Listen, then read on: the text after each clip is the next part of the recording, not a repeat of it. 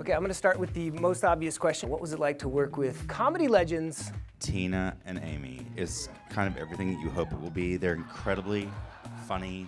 They know how to sort of one-up each other and challenge each other. And they're also just lovely people. Just for a YouTube audience, what is your role as a director on a film? I mean, sometimes the easiest way to say it is like I tell people where to stand. That's like the most basic thing. But a lot of what you do is cajole and trick people into doing what you need them to do. I actually think that's probably a more accurate description of directing. Will you be the party mom tonight so I can let my freak flag fly? Really, it's sort of about shaping the material. It's about casting correctly. It's about bringing the right crew together to sort of empower everybody to do their job. A lot of times also just getting them to be authentic.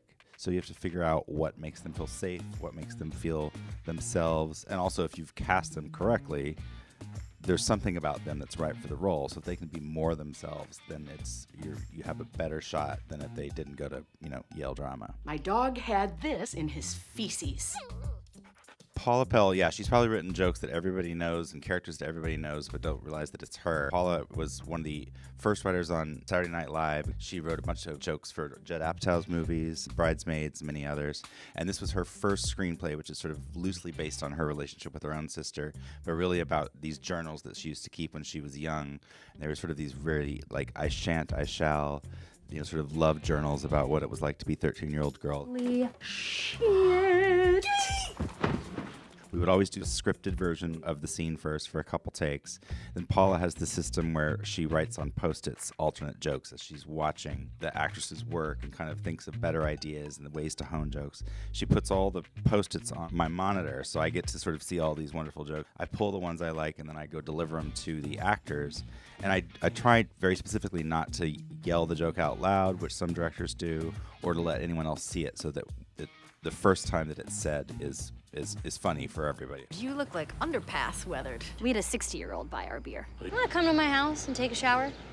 Maybe make a list of goals? You're a very friendly person. There's just too many things you could ingest.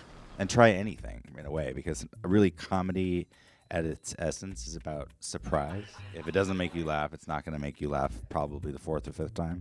And that's why it was so important to have Paula on set, because she's such a good joke writer, is that very quickly you could see, oh, that's not working. And sometimes it's a simple thing of like changing a word or sort of waiting, a pause or a flicker of the eye. But generally with good actors, good comedians, they're making those decisions for you.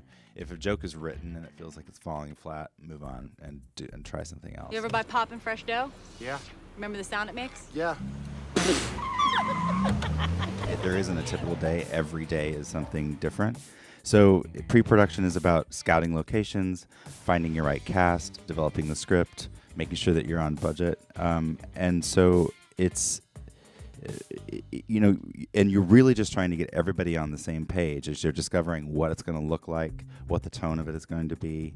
And, I can't remember who it was that said you basically was it Sidney Pollack? You make 100,000 decisions, and if you get 10,000 of them wrong, you're probably not going to end up with a very good movie.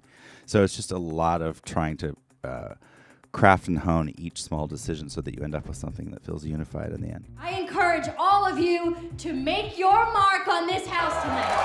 Do not make your mark. Yes! I'm always amazed how many channels, how many great shows, how many web series. There's so many opportunities to create. You can cut your own stuff. So unlike when I was coming up, you really couldn't do that. You had to haul your camera around, and you had to develop the film, and you had to get into an editing bay. You couldn't do it on your computer. So now I feel like the advice is just do it as much as you can. It's very hard to convince people to give you $100,000, $10 million, $50 million to create something, right? You have to like really wait for that shot.